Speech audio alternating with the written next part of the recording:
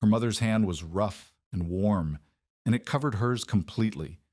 Pressing her small palm flat against the chimney brick an hour after the fire had gone out, the clay still held heat. She could feel it moving through her fingers, slow and deep, like something alive inside the wall. Her mother's voice was close to her ear. Feel that? Heat is laziest when you let it leave. Make it work before it goes. She was 9 years old in Wisconsin when she learned that. She was 32 in Dakota Territory when she needed it, standing alone in a cabin with 2 children, a dead husband's claim, and a stovepipe that threw its warmth straight into the winter sky. 9 days after they buried Kittel Vangen in frozen ground that took 2 men and a pickaxe half a morning to open, Ragna stood in the doorway of a 12 by 16-foot claim cabin and counted what she had left. $28 in coin, hidden inside a flour tin behind the stove. 1 milk cow, thin and dry, standing in a lean-to that leaned more than it sheltered. 2 children, Eli, 8, and Tolif, 5, sitting on the bed behind her, watching her count without understanding what the numbers meant, and a woodpile beside the south wall that she had measured that morning with a length of rope. 1 3/4 cords. She needed 6. The cabin sat 14 miles northeast of Lisbon, Dakota Territory, on a quarter section of open prairie broken only by the Cheyenne River bottom to the west. Kittel had filed on the land in 1884 and built the cabin that summer. 12 by 16, cottonwood frame, sod roof patched with tar paper, a single window of 4 glass panes on the south wall, and a cast iron box stove vented through a 6-inch pipe that rose through the ceiling and out a tin collar. The walls were chinked with a mixture of clay and straw that had held through 2 summers, but had begun to crack along the north face where wind hit hardest. Kittel had planned to re-chink before winter. Kittel had planned to cut wood in October. Kittel had planned to dig a covered well, but lung fever had its own plans, and it moved faster than any of his. The Homestead Act required 5 years of continuous residence before the land became yours. Kittel had filed in '84. It was now November of 1886, 2 years and 3 months in. If Ragna left, if she took the children to Lisbon, found laundry work, or a boarding arrangement, the claim reverted. The filing fee was gone. The 2 years of labor were gone. The only thing Kittel Vangen had left his family was 160 acres of frozen dirt that would belong to them only if they stayed on it. She could not sell the claim and keep anything worth having. An unproved quarter section with a cracked cabin, no well, and no outbuildings would bring maybe $40 to a speculator if she could find one before the ground locked solid for winter. $40 would not carry 3 people to Fargo. It would not buy passage to Wisconsin, where her mother's people had scattered. It would not do anything except prove that Kittel had died for nothing. So Ragna stood in the doorway and looked at the woodpile and did the arithmetic again, the way she had done it every morning since the burial. 1 cord of split cottonwood burned roughly 10 days in a box stove fired twice daily for cooking and heat. That assumed careful banking at night and no waste. 1 3/4 cords gave her 17 days, maybe 18 if she burned low, and wore every piece of clothing she owned to bed. The nearest reliable timber stand was 4 miles along the frozen Cheyenne bottom. She owned no horse. The milk cow could not pull a sled loaded with green wood. She could drag a stone boat herself, but a day's labor in deep cold would yield perhaps a 1/4 cord of unsplit wood, and splitting it would take another half day. And every hour spent in the timber was an hour the stove was cold and the children were alone. The water was worse. Their drinking water came from snowmelt or river ice. A single bucket of drinkable water required hatchet work to break ice, hauling to the cabin, melting on the stove, skimming the ash and grit that floated up, and then keeping the water warm enough to remain liquid. Every gallon cost heat twice, once to melt, once to keep from freezing again. The corner barrel, a 20-gallon oak cask that Kittel had traded for, grew a skin of ice by midnight every night. By dawn, the ice was a full inch thick. By the time the children woke, Ragna had already spent a quarter of her morning fire just returning the barrel to liquid. She was burning wood to make water. She was burning wood to keep warm. She did not have enough wood for either. Tolif pulled at the back of her dress. He wanted to know when supper was. She told him soon and did not look at the woodpile again. 3 days after the funeral, the deputy had come and gone, leaving behind a piece of paper that said the county expected taxes on the improvements, the cabin, the lean-to, the outhouse frame, regardless of whether the claimant was living or dead. The amount was small. The timing was not. 5 days after the funeral, Anson Teague arrived. Teague was 61 years old, a former Army teamster who had hauled freight from Fort Rice to Standing Rock and back before homesteading a quarter section 3 miles south of Frost Creek. He had survived 4 Dakota winters by the simple method of preparing for 5. He kept 8 cords stacked by September. He kept a covered well with a rope and bucket assembly that did not freeze because he lined the shaft with straw. He kept his opinions the same way he kept his woodpile, dry, ordered, and ready to be used on anyone who asked. He did not wait to be asked. Teague rode up on a gray mare, tied her to the lean-to post, and walked the property without greeting Ragna first. She watched from the doorway as he circled the cabin, tapped the north wall with his pipe stem, kicked the base of the woodpile, and bent to inspect the stove vent where it came through the roof. Then he came to the door, removed his hat, and looked past her at the children. "Mrs. Vangen," he said, "I am sorry about Kittle." She thanked him. He put his hat back on. "This house is not a winter house," he said. "It is a roof with opinions." He did not wait for her to respond. He walked to the woodpile and pointed with the pipe. 1.5 cords, maybe 1 3/4 if you count the green pieces. You need 6 minimum, split dry cottonwood stacked off the ground. You have nothing off the ground. Half of this will be punky by January. He moved to the lean-to. Your cow will not last without windbreak on the north side. That lean-to is a suggestion, not a structure. He looked at the cabin again. Your chinking is cracked on the north wall. I can see light through 2 seams from here. That means wind comes through at night. Wind through a wall doubles your wood consumption. He turned to face her. You have no well. You have no root cellar. You have no second exit if the stove sets the roof. You have 1 window and it faces south, which is correct, but the glass will not hold if a cottonwood limb hits it in a storm. Ragna said, I know what I do not have. Teague looked at her for a long moment. Then you know what I am about to say. You are about to tell me to sell the cow, take the children to town, and find work.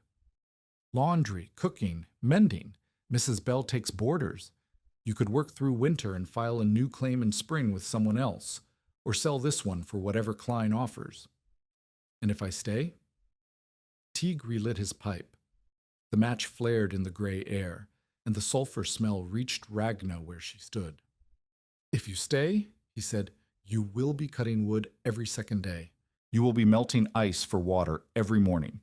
You will be feeding that stove the way you feed a sick animal, constantly, carefully, and with the knowledge that if you stop, it dies and then you follow. You will not sleep through a single night until April. And if a blizzard pins you inside for 3 days, which it will, you will burn your furniture and then you will burn your door. You are describing what every homesteader does. I am describing what every homesteader does with a team, an axe, a well, and a partner. You have none of those things. Eli appeared behind Ragna. The girl looked at Teague with an expression that was neither scared nor defiant. It was the look of a child who has learned to listen for the weight in adult voices. Teague lowered his pipe. He could not hold the girl's eyes.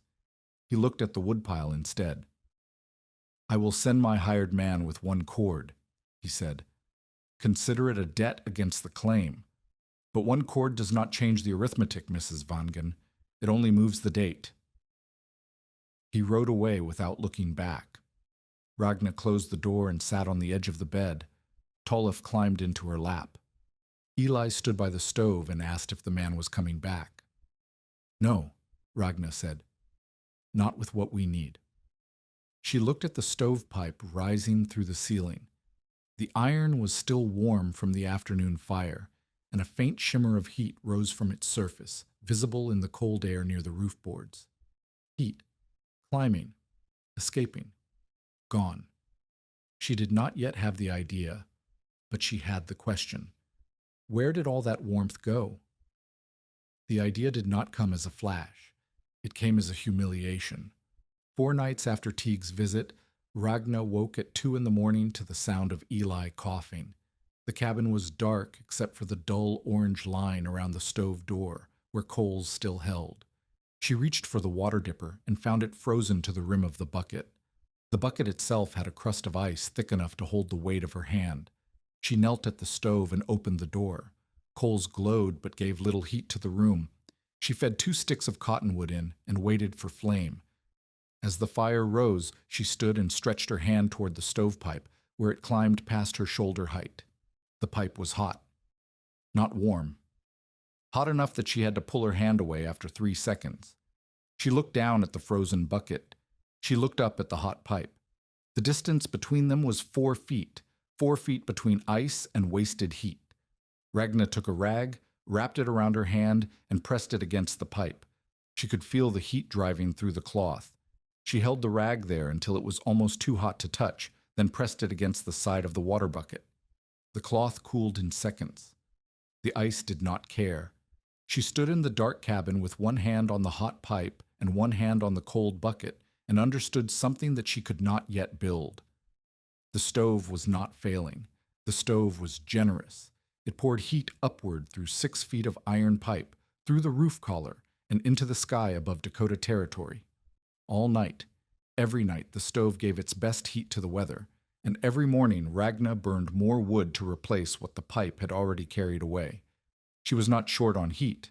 She was short on a way to catch it. The memory surfaced the way old memories do. Not called, but triggered. Her mother in Wisconsin, standing beside a chimney built of clay brick. The fire had been out for an hour, but the bricks were still warm. Her mother had taken Ragna's hand, small enough to fit inside her own, and pressed it flat against the brick. "Feel that," her mother had said. "Heat is laziest when you let it leave. Make it work before it goes." Ragna had been 9 years old. The lesson had meant nothing at the time. It meant everything now. She looked at the pipe again. Iron carried heat fast and let it go fast. That was the problem. But what if the pipe did not stand alone?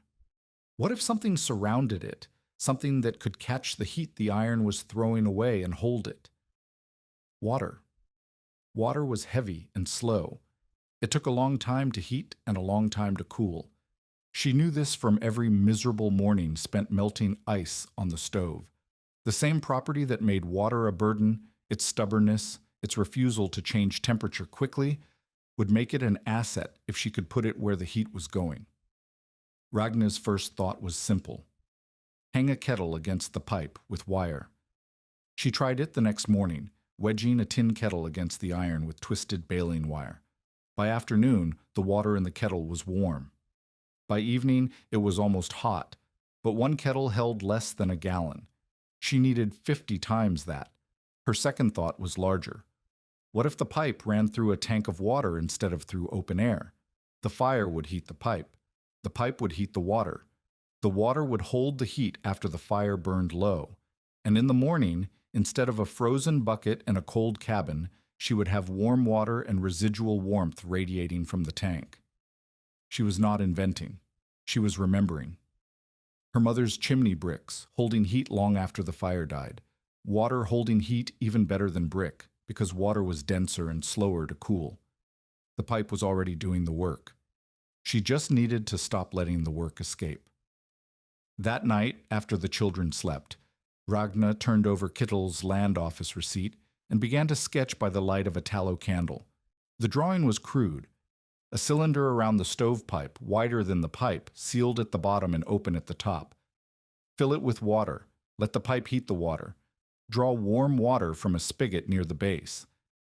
She stared at the drawing and saw 2 problems immediately. The first was material. Iron was heavy, expensive, and hard to shape without a forge.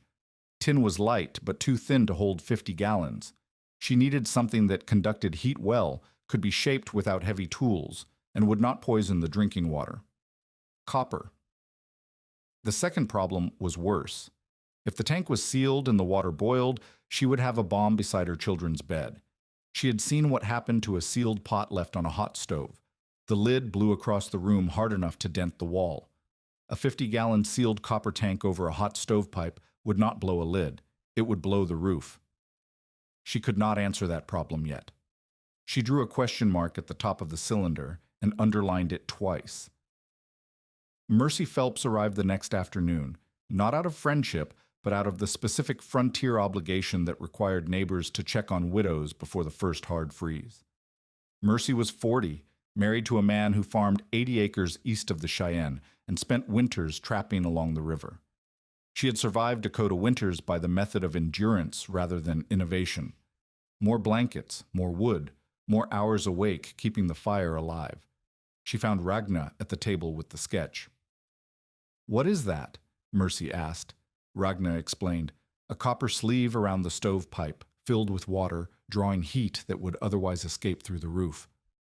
Mercy listened with the expression of a woman watching a neighbor walk toward a frozen river. She was not angry. She was afraid. "You want to put water around a hot chimney pipe," Mercy said. "Around the stovepipe, above the stove. Hot water, in a tank, made of copper. Copper holds heat and does not rust. What happens when the water boils?" "I will not let it boil." "You will not let it boil," Mercy repeated. "You, who are asleep and alone, and whose stove burns all night because you have no choice. You will somehow prevent the water from boiling while you are unconscious." Ragna looked at the sketch. The question mark she had drawn stared back at her. "I have not solved that part yet," she said. "Then you have not solved anything," Mercy said. She pulled her coat tighter. "Ragna, listen to me. Hot water around a chimney sounds like putting a thunderstorm inside a barrel. If that tank seals and the water boils, it will burst. It will burst in the middle of the night when your children are asleep, and you will not need 6 cords of wood because you will not be alive to burn them." Mercy was not wrong. That was the problem. Every word she said was grounded in real physics and real fear. The danger was not imaginary. It was the central unsolved question of the entire design. Ragna did not argue. She folded the receipt and put it in her apron pocket. "I need to find copper," she said. Mercy shook her head. "You need to find sense." She left a jar of preserved plums on the table and walked out. Ragna sat with the drawing in her pocket and the question unanswered. She had the insight. She had the logic. She had the material in mind. What she did not have was the one piece of knowledge that would make the difference between an invention and a funeral. How do you heat water in a closed space without turning it into a weapon? The answer, when it came, would not come from Ragna alone. But before she could find it, she had to survive the town. Bell's store sat at the crossroads where the wagon road from Lisbon met the river trail. It served as post office, hardware supplier, feed dealer, and gossip exchange for every homesteader within 15 miles. Ragna walked the 4 miles on a Wednesday morning, Tolif on her hip and Eli beside her, to ask about copper. Samuel Bell listened to her request with the patience of a man who had heard stranger things but not many. She wanted scrap copper, sheeting, pipe, flat stock, anything she could shape. She would pay fair price or trade labor. Bell scratched his jaw and said he had no copper sheeting. He had tin. He had iron stovepipe in 4-inch and 6-inch. He had a roll of lead flashing he could cut. But copper was dear, and he did not carry it. "There is an old distillery on the Cheyenne," Ragna said. "The condenser." Bell raised an eyebrow. "That still has been dead 10 years. Anything copper has been picked over." "Not all of it. I walked past it last spring. There are sheets under the collapsed roof." "Then go get them." "I'm asking if you will extend credit for solder and rivets against the copper I bring in." Bell might have agreed. He was not an unkind man, and the profit on solder was decent. But before he could answer, the door opened and Reuben Klein walked in. Klein was 46, thick through the shoulders, with the kind of deliberate walk that took up more space than it needed to. He hauled freight between Lisbon and the river settlements. He sold cut ice in summer and emergency firewood in winter. He held a partial interest in the town woodlot contract, which meant that every household that burned more than their own timber put money in his coat. He also owned 80 acres adjacent to Ragna's claim, and the low meadow between them, 20 acres of good hay ground, would be his if the Vangen quarter section ever went to sale. Klein had been waiting, not with malice, exactly, with the patience of a man who understood that winter solved problems that conversation could not. He heard enough of the exchange to understand.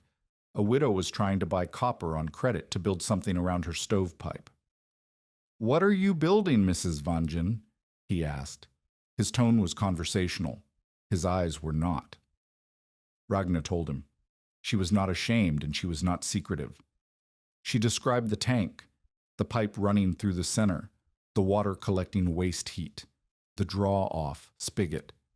Klein listened, then turned to the two men standing near the nail barrel. "Did you hear that? Widow Vangen is building herself a beer barrel for a chimney." The men laughed, not cruelly, but with the easy dismissal of people who believe they know better. Klein turned back to Ragna. "That copper came off a still," he said. "It knows how to blow." Ragna met his eyes. "Then I will teach it not to." The line landed, but it did not end anything. Klein's expression shifted from amusement to something harder. "Mrs. Vangen, I say this as a man who has hauled the frozen bodies of homesteaders who thought they could beat winter with cleverness instead of wood. That tank will heat up, the water will boil, the seams will give, and you will have 400 pounds of scalding water on your cabin floor at 3 in the morning. And when that happens, no one is riding 14 miles in a blizzard to pull your children out." He turned to Belle. "Do not extend credit for something that will kill her family." Belle said nothing. He looked at the nail barrel. Klein walked to the door, then stopped and addressed the room. "When the pipe bursts," he said, "no one should risk a horse going out there." He left. The door closed.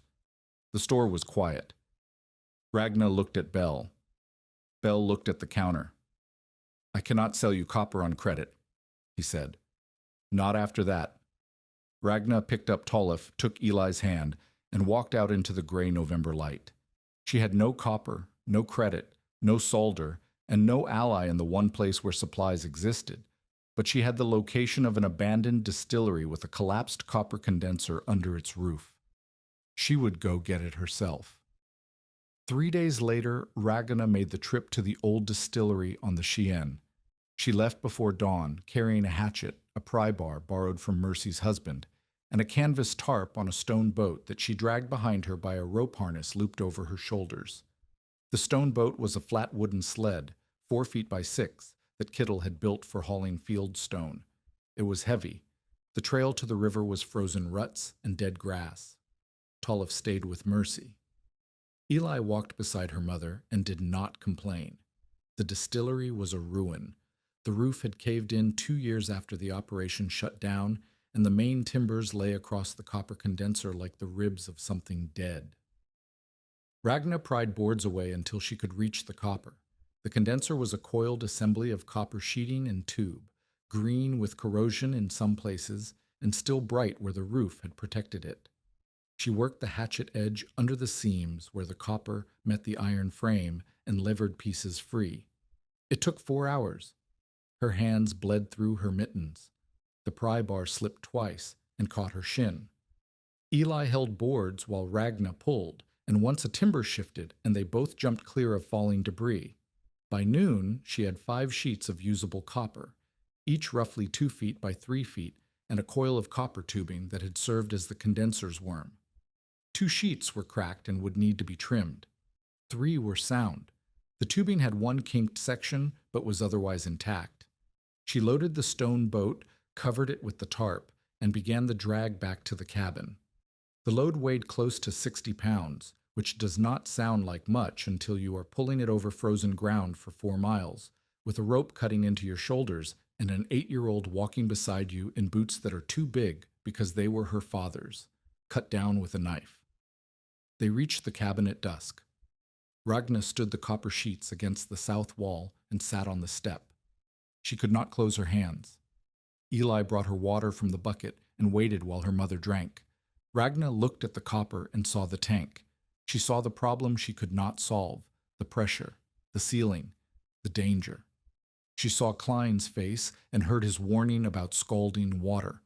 She saw Mercy's fear and Teague's arithmetic. She also saw the stovepipe rising through the roof, carrying heat into nothing. Tomorrow she would begin shaping the copper. She did not know how to fold a seam that would hold water. She did not know how to rivet copper without splitting it. She did not know how to solder a joint that would survive thermal expansion. She did not know how to solve the boiling problem, but somewhere between the distillery and this doorstep, dragging 60 pounds of dead man's copper through frozen ruts, she had stopped asking whether the idea could work and started asking what she needed to learn to make it work. That was a different question, and it had a different kind of answer. Tell us in the comments. Have you ever been doubted by someone who did not understand what you were building? The next morning, Ragna carried the copper sheets to the lean-to and began to work. She had a hammer, a hatchet, a flat stone for an anvil, and a stub of candle for light when the clouds covered the sun. She had never shaped copper. She had mended tin pans with patches and tallow, the way every farm wife did, but copper was different, thicker, less forgiving. It remembered every strike. She tried to fold a seam the way she folded tin, bending the edge over with hammer and stone, then flattening the fold against the adjacent sheet. The copper bent. Then it cracked. A hairline split ran along the fold like a message she could not read. She tried again with a thinner section. The fold held, but when she tried to flatten it tight, the metal wrinkled and the seam puckered. Water would find every pucker. She knew that much. By the end of the first day, she had one folded seam, 7 inches long, that looked like it might hold water if you did not look at it too closely. She needed 30 feet of sealed seam to build the tank. By the end of the second day, she had ruined one of her 3 good sheets by striking too hard near the edge. The copper split along a line she could not predict, and the piece was now too narrow for the outer shell. She sat in the lean-to with 2 good sheets, 1 narrow strip, 2 cracked pieces, and the knowledge that she was making the copper worse, not better. Eli brought her supper, cold cornbread, and the last of the preserved plums Mercy had left. Ragna ate without tasting. The sun was gone. The temperature was dropping. Somewhere south of the river, Klein was selling firewood to families who could not cut their own, and every sale was a vote of confidence in the system that said winter could only be survived by burning more. Ragna looked at the cracked copper and the ruined sheet and the 7 inches of seam that might hold water. She did not have enough material to waste. She did not have enough skill to continue. She did not have enough time to learn by trial alone. She needed someone who knew copper, someone who understood seams and rivets and solder and the difference between a joint that held and a joint that killed. She did not know where to find that person. But the distillery was not the only thing the river had left behind, and the Cheyenne bottom had sheltered more than ruined stills. Somewhere along the frozen bank, in a shed attached to his niece's homestead, an old man with stiff hands and a boilermaker's memory had been listening to the wind and waiting for something to fix. She found him on the 4th morning, though found was not the right word. He found her. Ragna had returned to the distillery ruin to search for more copper, the cracked sheets she had left behind, anything she could salvage. She was prying at a section of condenser tube wedged beneath a fallen beam when a voice behind her said, "You are striking too hard." She turned with the hatchet raised. An old man stood 6 feet away, hands in his coat pockets, watching her with the calm assessment of someone who had seen tools misused before and would probably see it again. Oddman Breka was 68 years old. He was short, barrel-chested, with hands that had thickened and curved from decades of metalwork and the rheumatism that followed. He wore a wool coat patched at both elbows and a hat that had once been black. His boots were good, better than hers, and laced tight against the cold.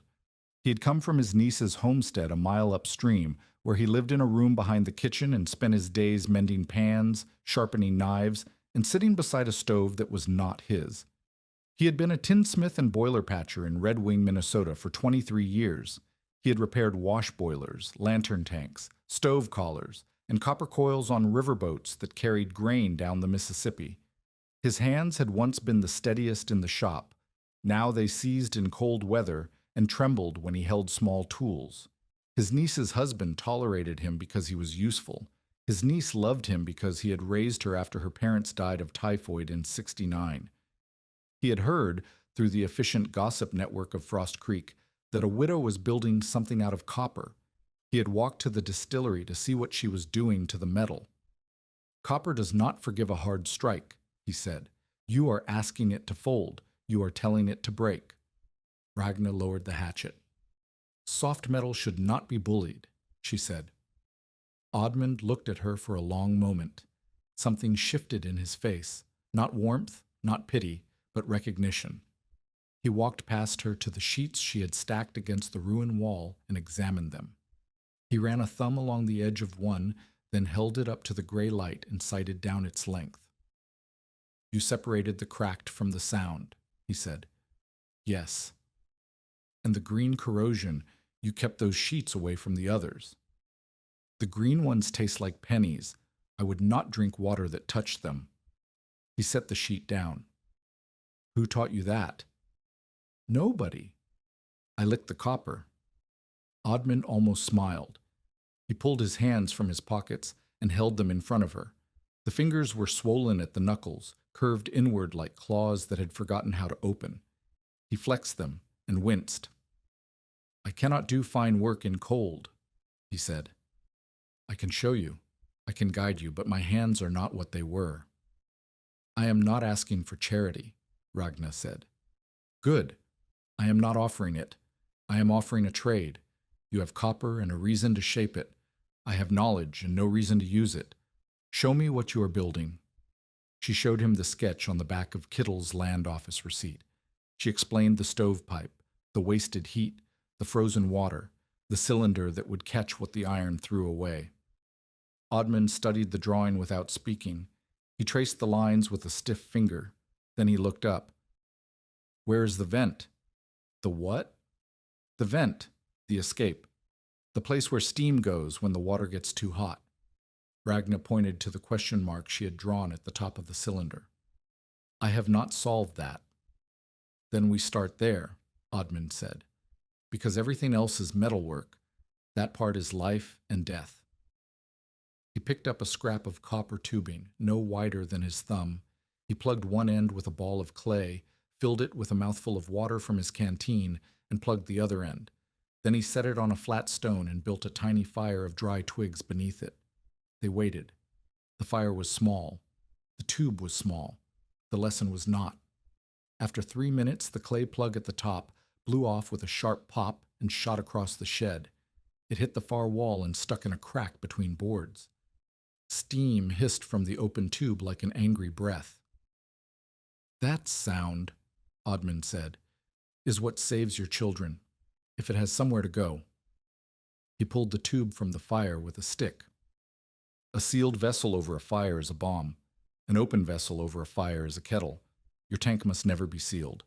The vent pipe rises above the tank, above the fill line, and stays open. If the water boils, steam leaves through the vent. If the vent freezes, you clear it. If you cannot clear it, you pull the fire. Those are the rules. They do not bend. Ragna looked at the clay plug embedded in the wall. She thought of Mercy's warning about a thunderstorm in a barrel. She thought of Klein's prediction about scalding water. What if someone builds one without the vent? She asked. Then someone dies, Oddmund said, and it will be called your fault. They began the next day. Oddmund could not grip a hammer for more than 20 minutes before his hands locked, but he could hold copper steady with his forearms, sight a seam by eye, and talk Ragna through every step with the precision of a man who had done each motion 10,000 times. The first lesson was seam folding. A folded lock seam, Oddmund explained, shed pressure and water better than a flat soldered overlap. The edge of one sheet bent over the edge of another, then both folds hammered flat together, creating a channel that water could not find its way through, even if the solder cracked. Ragna folded her first lock seam under his eye. It was tight on one end and loose on the other. Again, he said. She folded a second. Better. Still uneven in the middle. Again. The third seam held when he pressed water against it with a soaked rag. No weeping, no daylight. Ragna looked at her hands. The hammer had raised blisters on her right palm that were already filling with fluid. Copper dust had turned her fingertips green. "Now do 20 more," Odman said. "The tank needs 30 feet of seam. Each foot must be as good as that one." The second lesson was riveting. Odman showed her how to punch holes through 2 layers of copper with an awl and back plate, then set copper rivets close enough that the metal between them could not flex open. The rivets came first, he insisted. Solder came second. Rivets held the shape. Solder sealed the water. If the solder failed, the rivets kept the tank from opening. If the rivets were too far apart, no amount of solder would hold. "Rivets are your bones," he said. "Solder is your skin. Skin tears. Bones should not."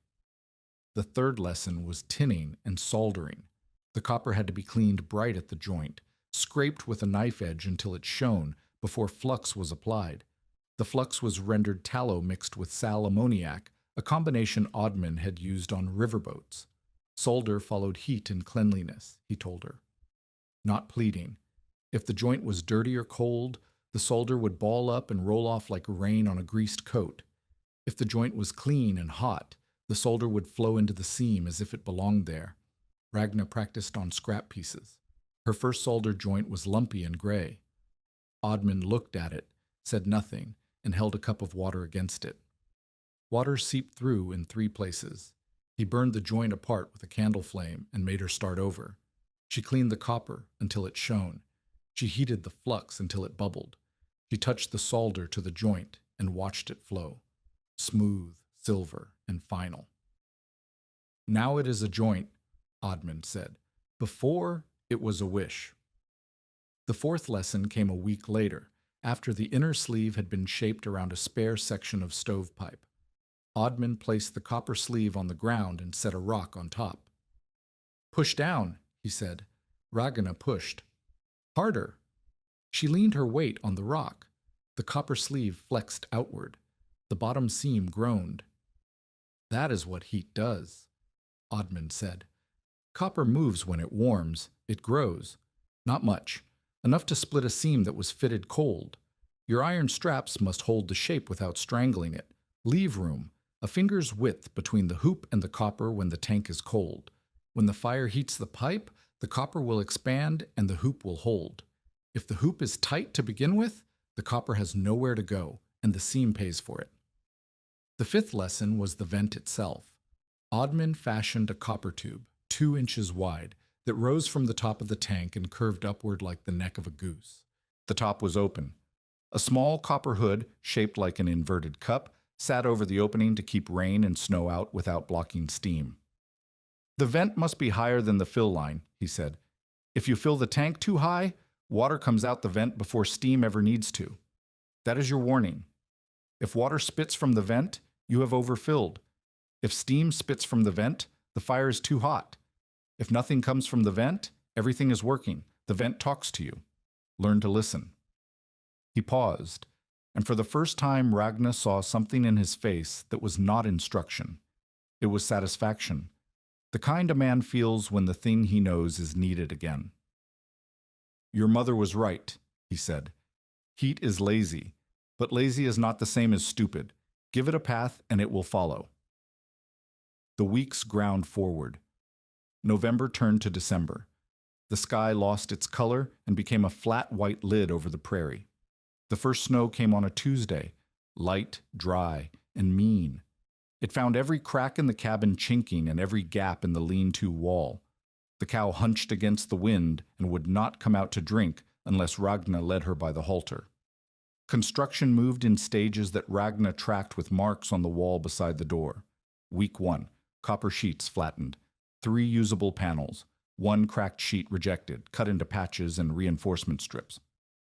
Week 2, inner sleeve shaped around a stovepipe section. Odman guided from a stool while Ragna hammered. The sleeve was 7 inches in diameter, 1/2 inch of clearance around the 6-inch stovepipe, large enough for heat to pass, small enough that the water would press close to the hot iron. Week 3, the bottom ring. This was the hardest single piece. A flat copper disc, 24 inches across, had to be formed from overlapping sheets riveted and soldered into a watertight circle. 9 rivets along the primary seam. Ragna set them, soldered them, tested with water. 3 leaked. She resoldered. 1 still leaked. She pulled the rivet, repunched, reset, resoldered. The leak stopped.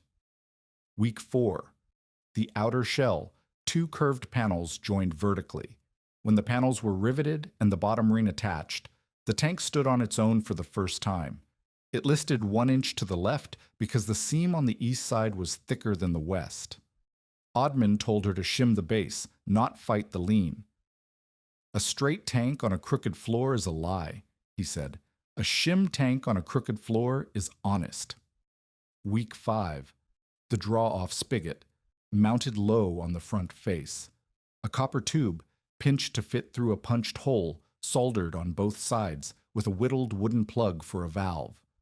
Ragna filled the tank with cold water for the first test. The spigot dripped. She resoldered the inside ring. The spigot held. She drew a cup of water and drank it. It tasted of copper and flux and victory. But the outer shell was only half sealed. The top ring and vent assembly were not mounted. The fill funnel was not built. And the cold return tube, a small pipe that would let cooler water near the top descend to the bottom, creating the circulation that Oddman called the lazy river, was still a piece of bent copper sitting on the workbench. The first real snow came before the tank was finished, 6 inches in a night drifting against the north wall. The temperature dropped to 8 degrees above zero. The water bucket froze solid by 4 in the morning. Ragna broke the ice with the hatchet handle and heard Tolef crying because his feet were cold, and the floor was cold, and the air was cold, and everything in his 5-year-old world was cold. She had to finish, and she had to finish with half the materials she needed. Klein had made sure of that. 2 weeks earlier, he had ridden to Bell's store and bought the last roll of heavy tin lead solder, 4 pounds, enough to seal every seam on 3 tanks. He told Bell he needed it for a freight wagon repair. Bell sold it because money was money. When Ragna came for solder 3 days later, the shelf was bare. She stood at the counter and understood what had happened without Bell having to explain. "He bought it all," she said. Bell looked at the floor. "He paid cash." Ragna walked out. She had enough solder to finish maybe 2/3 of the remaining seams. The rest would need to come from somewhere else. She found it in Mercy's kitchen. Not solder exactly, but old buttons. Pewter buttons from a coat that had belonged to Mercy's dead brother, and a handful of tin scraps from a coffee pot that had cracked along the bottom. Pewter and tin were not ideal. They were softer than proper solder and melted at slightly different temperatures, but they could be alloyed with the tallow flux into something that would flow into a seam and hold. Ragna traded Kittle's good church coat for the buttons and scraps.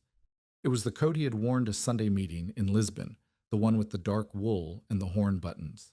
She did not hesitate. She could not wear it. She could not eat it. She could not heat the cabin with it. Mercy took the coat and said, "I still think you are wrong, but if you are going to be wrong, do not be wrong with dirty seams." She handed Ragna a sack of clean rags and a pan of rendered tallow for flux work.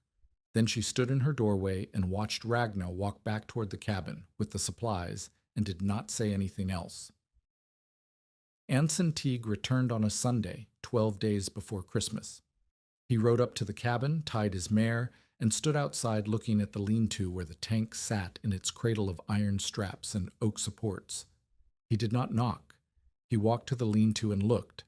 The tank was 24 inches across, 38 inches tall, with the inner sleeve visible through the open top where the vent assembly had not yet been mounted. The copper was bright where Ragna had cleaned it and dark where flux had stained the seams. The rivets ran in neat lines along every joint. The draw-off spigot jutted from the front face like a small accusation. Teague circled the tank. He tapped it with his knuckle. He looked at the vent pipe lying on the bench. He looked at the open top. "Who helped you?" he asked. "Oddman Brecka." "The tinsmith from Red Wing?"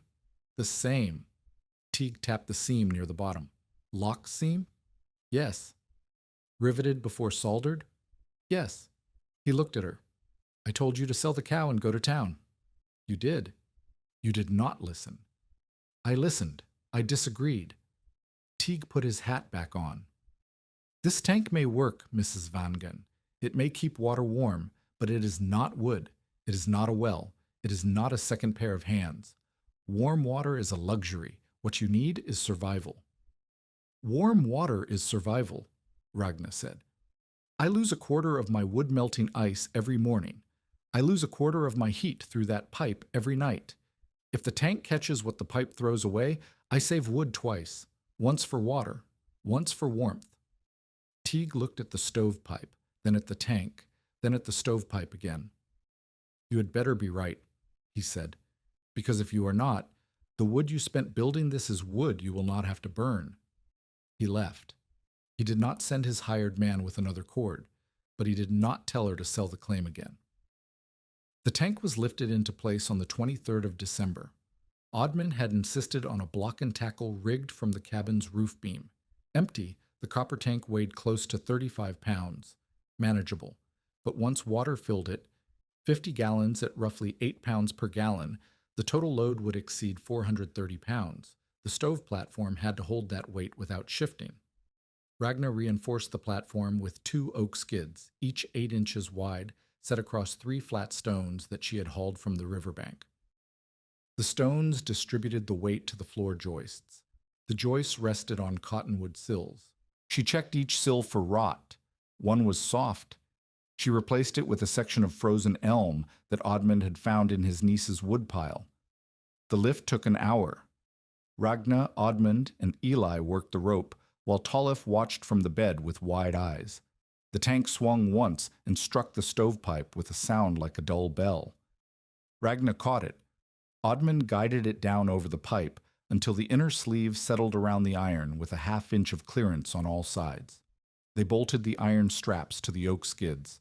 They connected the vent pipe, curving it upward, and through a new hole in the roof collar that Ragnar had cut with a chisel.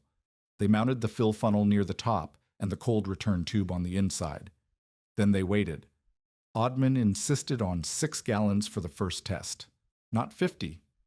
Ragnar protested. Winter will not test it politely. Winter is allowed to be stupid, Oddman said. You are not. 6 gallons went in through the fill funnel.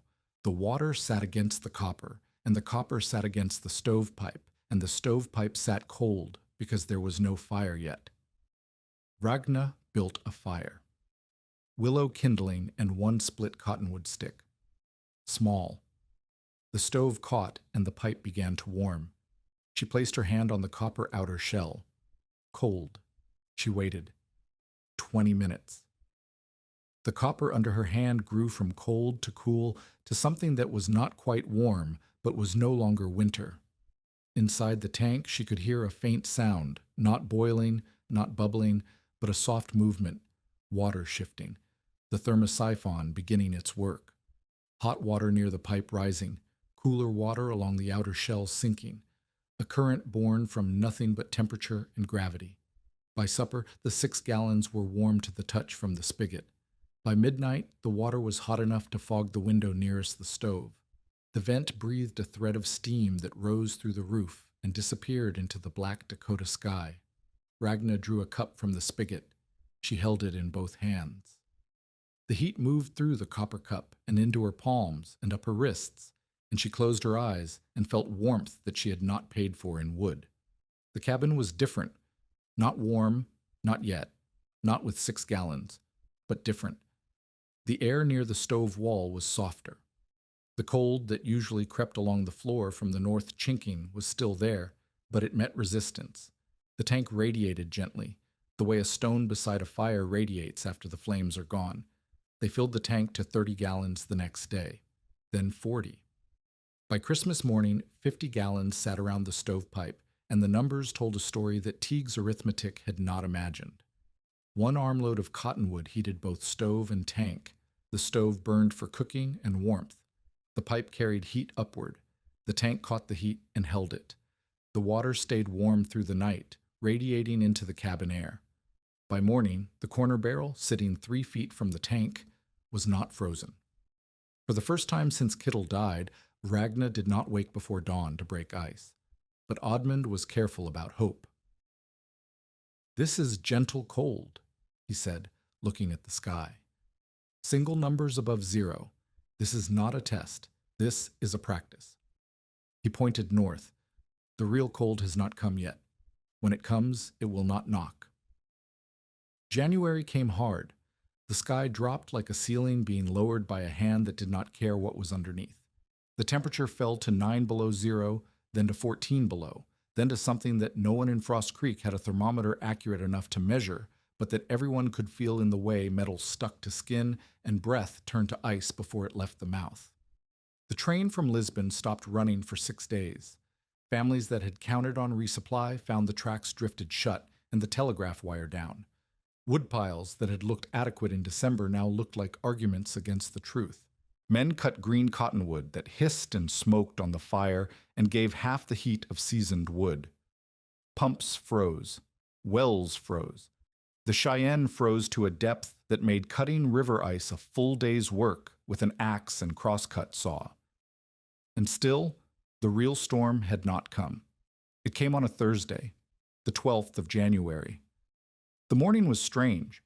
The sky lightened in a way that felt wrong, not clear, not cloudy, but soft, as if the air itself was exhaling. The temperature rose.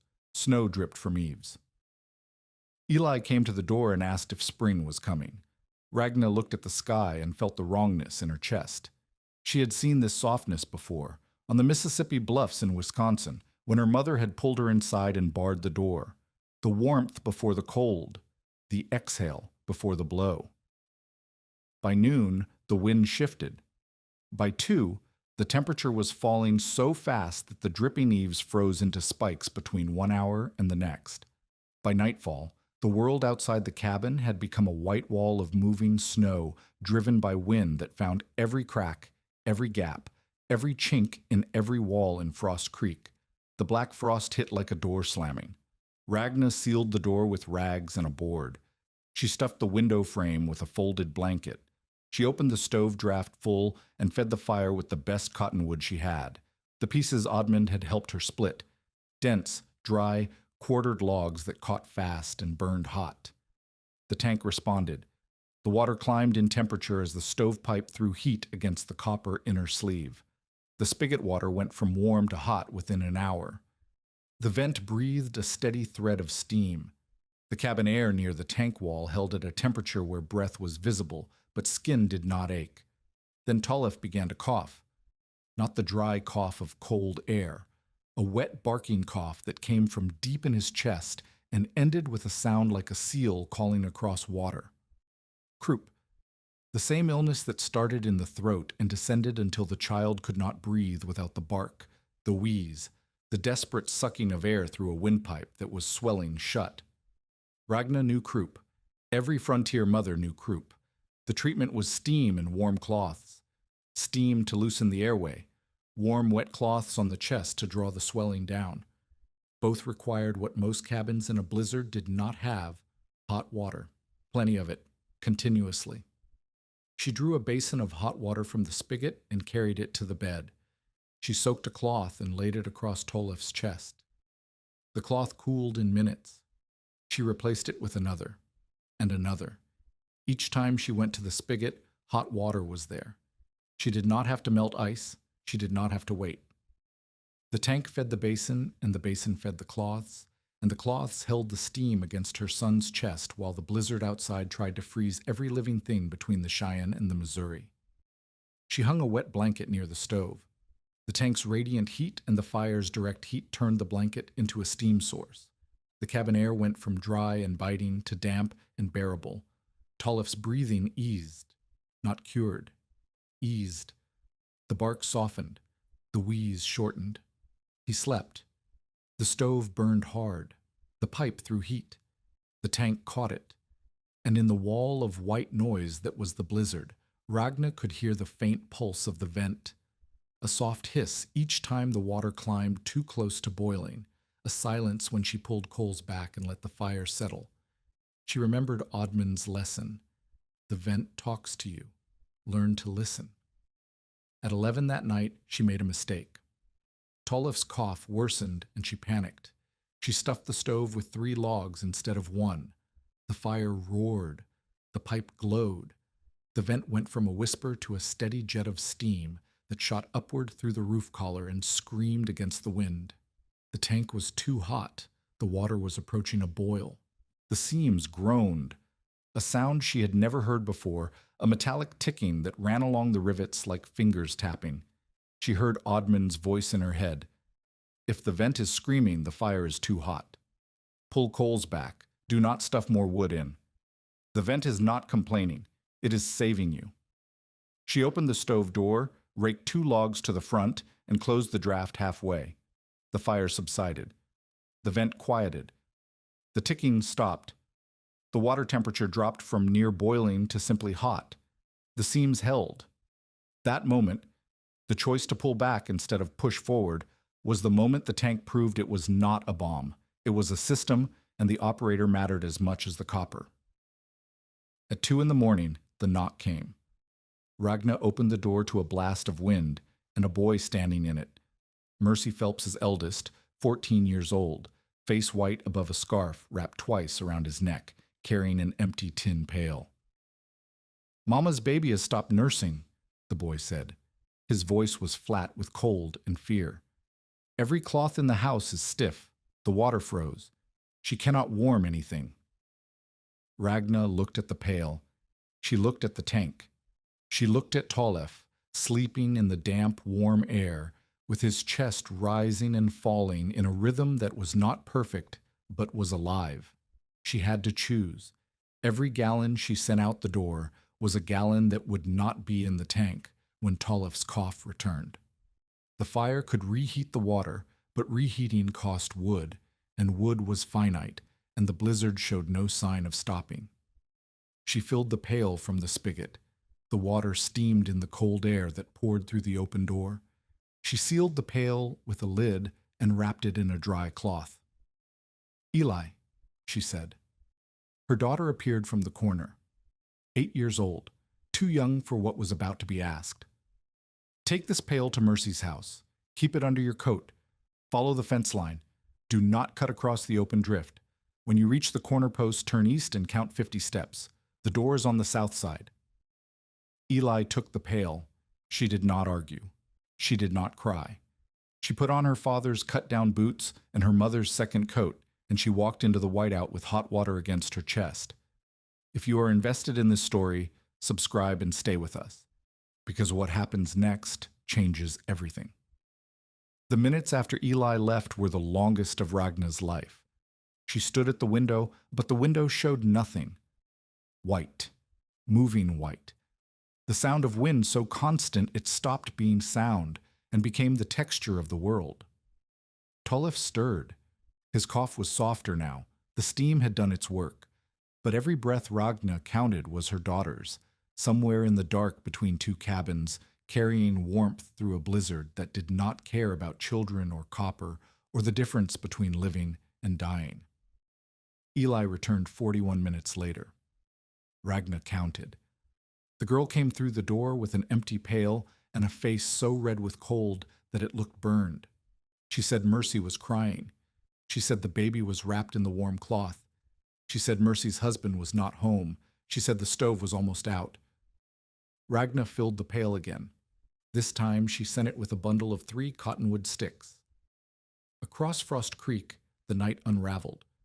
Reuben Klein's storage shed, where he kept his emergency wood supply and his barrels of river ice for summer sale, froze so thoroughly that the barrel hoops contracted and 2 staves split.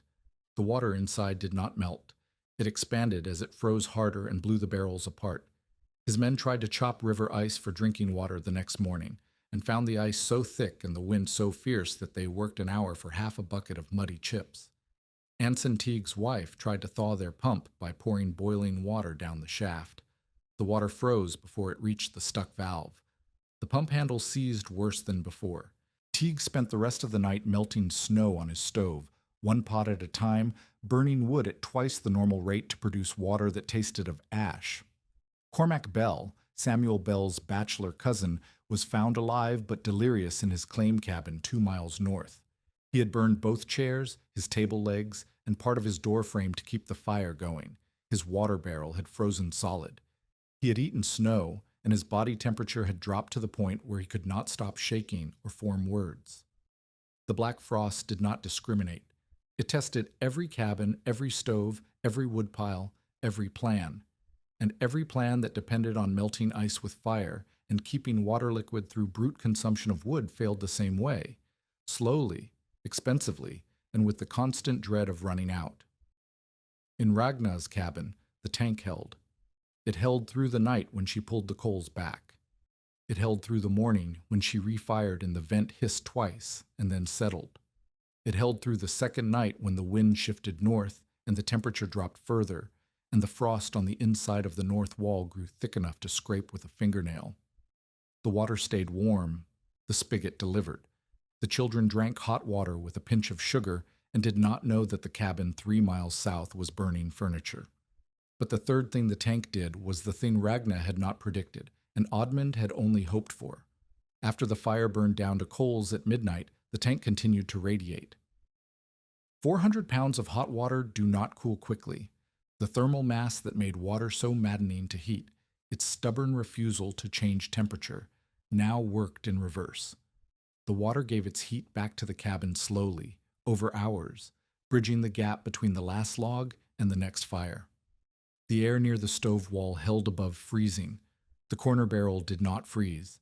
The children slept without waking to cold. On the third morning of the storm, the wind slowed.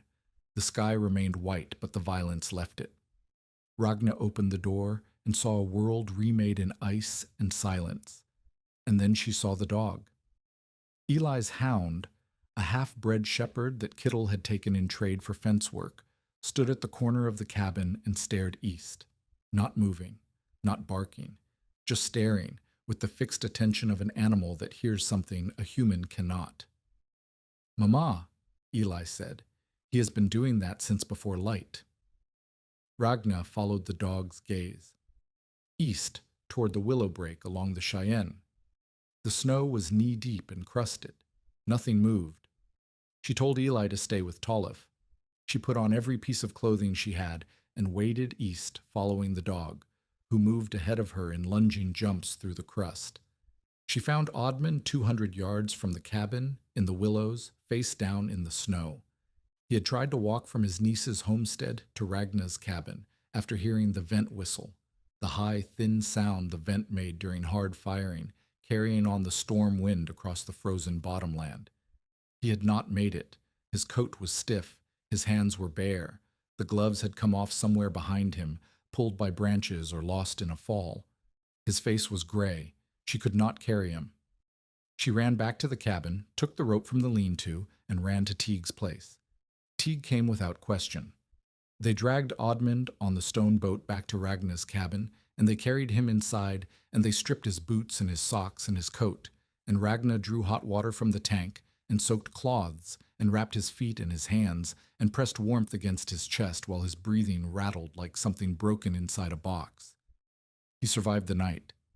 He survived it because the water was hot and ready, and did not need to be melted first. In the morning, his fingers were black at the tips.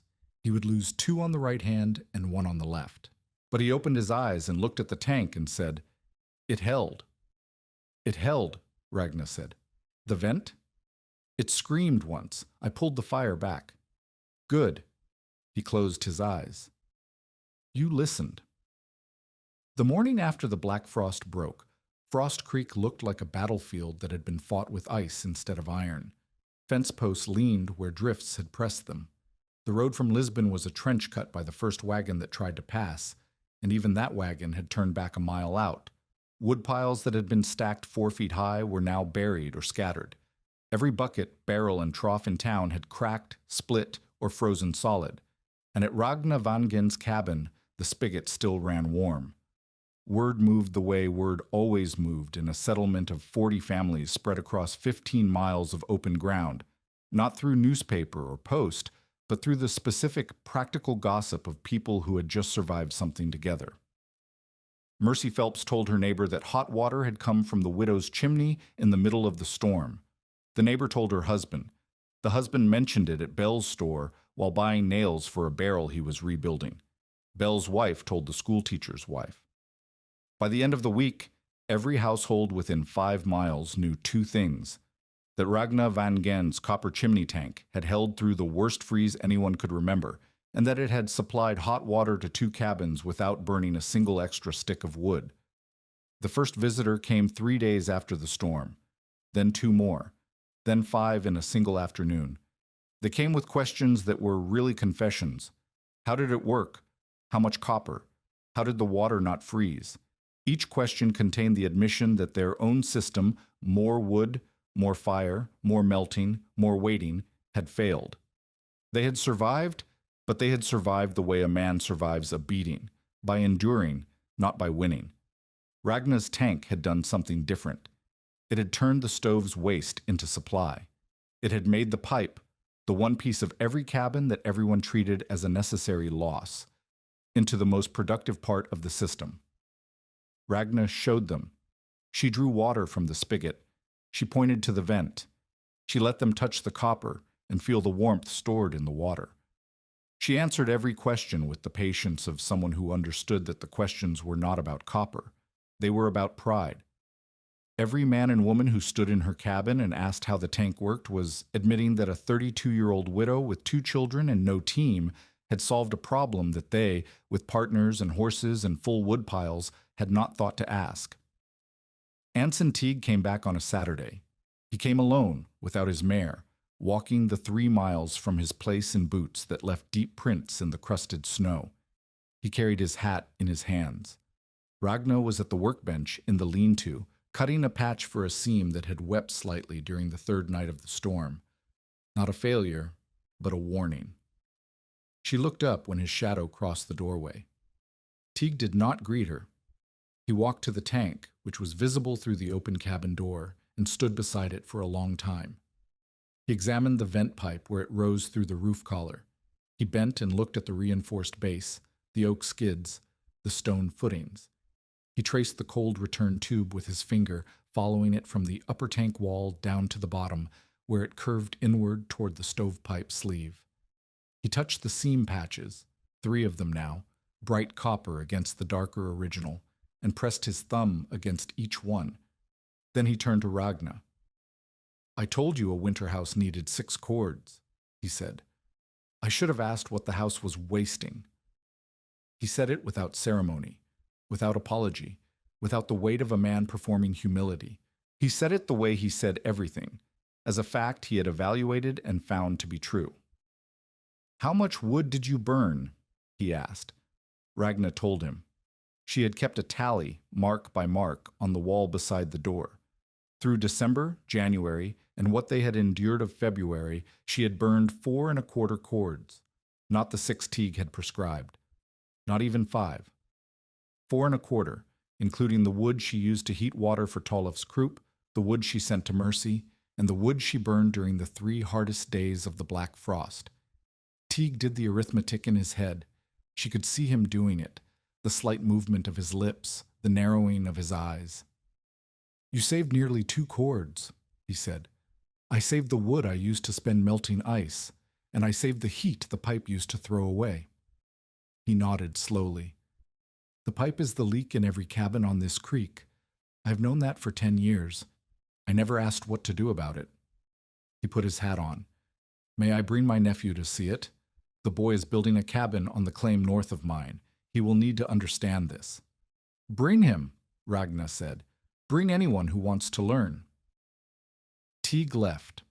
At the door, he stopped and said, without turning around, "Kittle would not have thought of this." Ragna did not answer. She was not sure if it was a compliment or just the truth. It did not matter. Both were enough. Mercy Phelps's conversion was quieter and more complete. She did not come to examine the tank. She came to sit at Ragna's table with the baby on her lap, the baby who had stopped nursing during the storm because every cloth was frozen and every surface was cold, and she held the baby against her chest and said, "My girl is alive because you sent hot water into a blizzard." Ragna poured her a cup from the spigot. Mercy wrapped her hands around it and looked at the steam rising. I told you it was a thunderstorm in a barrel, Mercy said. I was wrong. It is a hearth inside a chimney. She asked to see the seams. Ragna showed her. Mercy ran her fingers along the lock seams the way she ran her fingers along quilt stitching, checking for consistency, for gaps, for the evidence of care or carelessness. Teach me to listen for leaks, Mercy said. If I am going to tell my husband to build one, I need to know what wrong sounds like.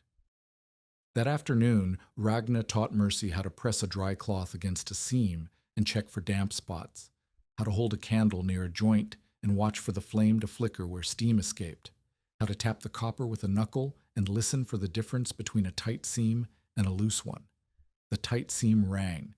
The loose one thudded. Mercy learned fast. She had the hands of a quilter and the ear of a woman who had spent 20 years listening for the sounds that meant something was wrong in a house full of children.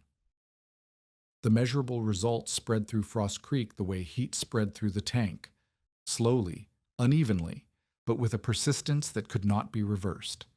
Ragna's wood consumption over the full winter came to 4¼ cords. The average household in the settlement, running a box stove through the same winter with conventional melting and heating, burned between 6 and 8 cords. The families with covered wells burned less, closer to 5 dies, because they did not spend wood-melting drinking water. But no one with a conventional setup burned less than 5.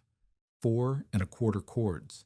In a winter that killed livestock, split barrels, and drove a bachelor to burn his furniture. The number was not theoretical.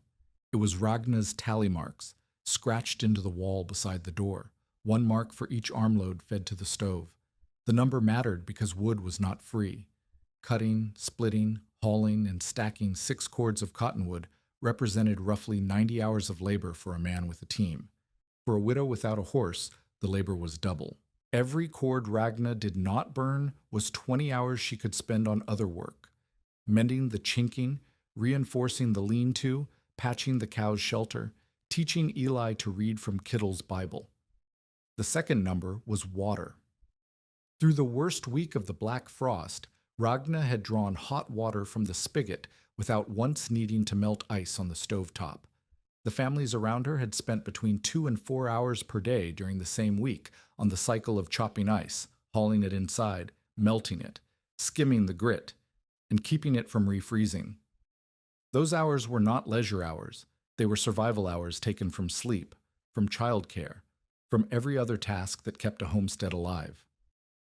Ragna had given those hours back, not through cleverness, through copper and physics, an vent pipe that screamed when the fire was too hot. Reuben Klein's reaction to the validation was exactly what Oddman had predicted. He will not praise you, Oddman had said from the bed in Ragna's cabin where he was still recovering, his bandaged hands resting on a folded quilt. He will call it luck, then he will try to own it. Klein came to Ragna's cabin on a Tuesday, 6 days after the storm. He did not come to learn. He came to buy.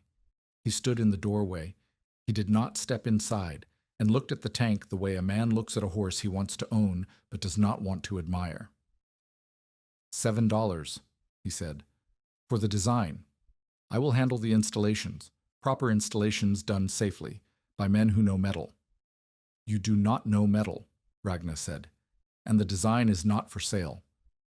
$8. No.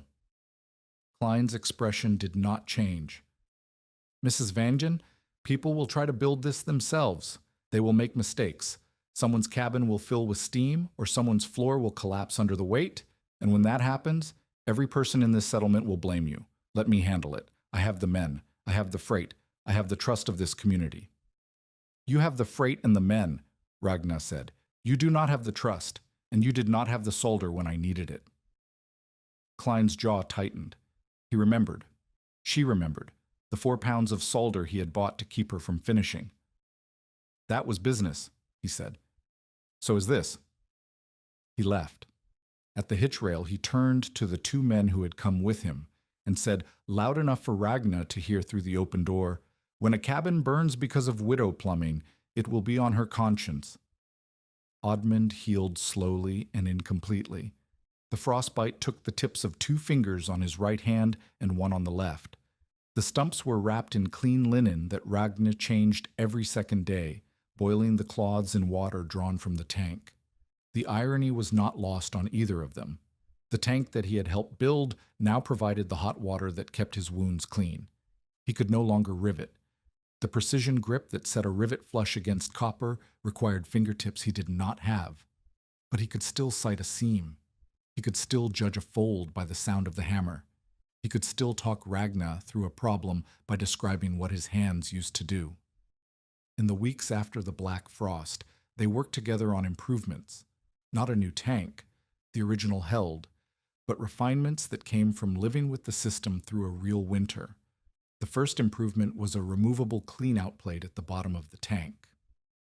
Sediment, rust flakes from the stovepipe, mineral deposits from snowmelt, fine ash carried in through the fill funnel, settled at the lowest point. After 2 months, the sediment was thick enough to reduce the water's contact with the hot copper sleeve. Ragna cut a 6-inch circular plate, riveted it to a frame, and sealed it with a leather gasket that could be removed, cleaned, and replaced. Oddmund guided the cuts from his chair, holding a scrap of copper in his damaged hands to show her the angle. The second improvement came from a failure. Ragna tried extending the copper sleeve higher up the stovepipe, reasoning that more sleeve meant more heat captured. She added 8 inches of copper above the original tank line. The result was smoke.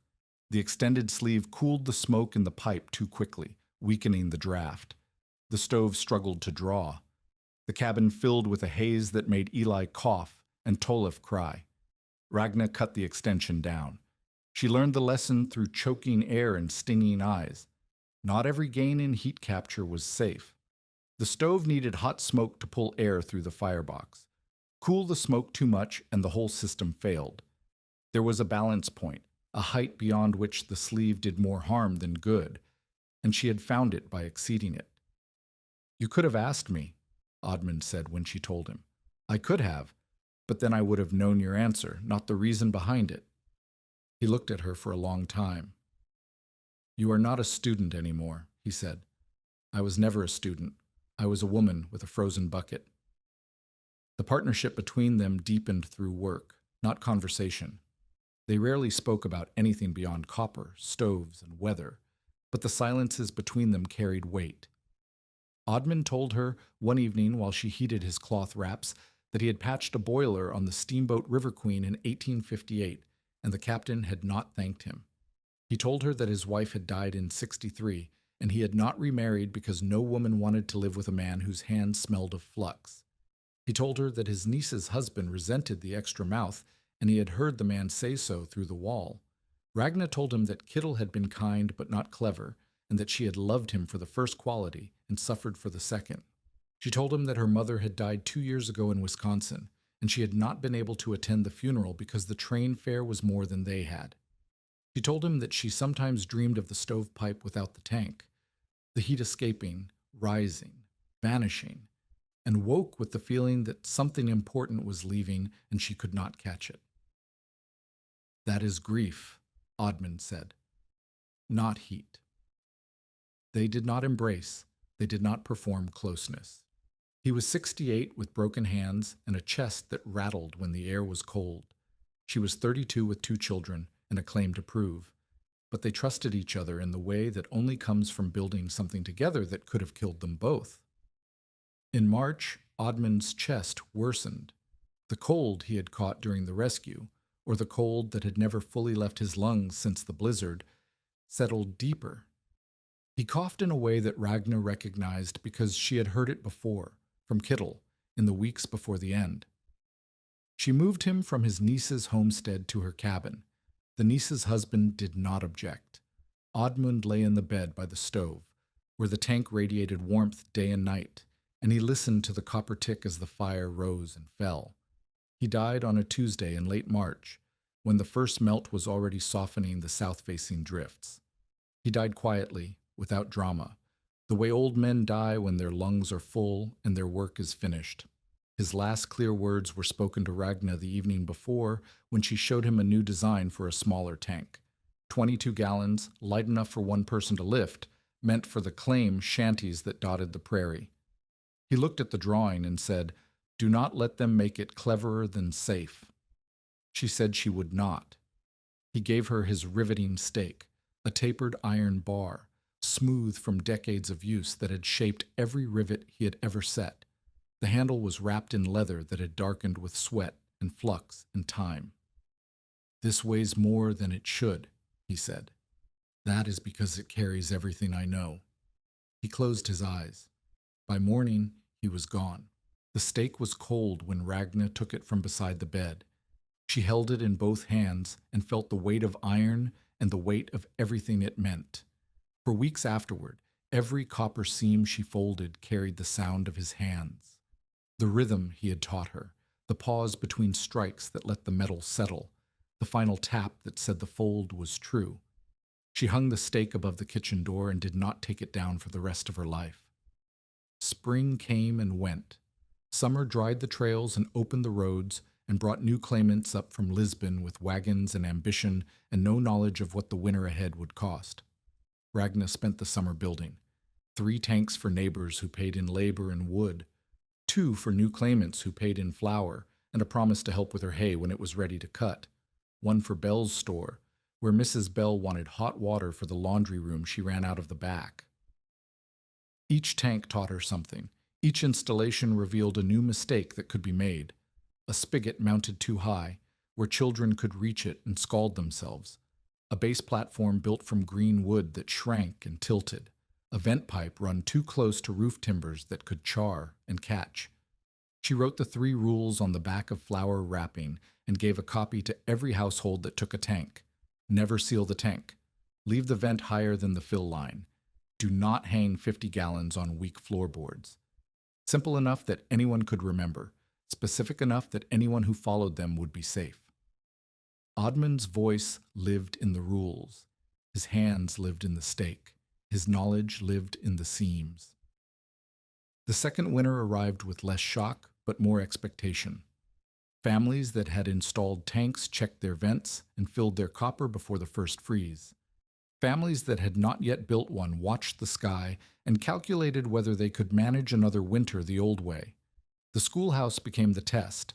Josiah Rusk, 37, had come to Frost Creek in the spring of '87 to teach the settlement's children and to file on a quarter section north of town. He was a widower.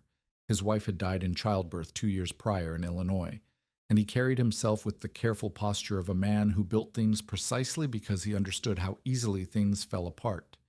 He was a carpenter by first trade and a teacher by second calling, and his schoolhouse, a 20 by 20 frame building with a stone foundation and a proper shingled roof, was the sturdiest structure in Frost Creek that did not belong to Bell's store.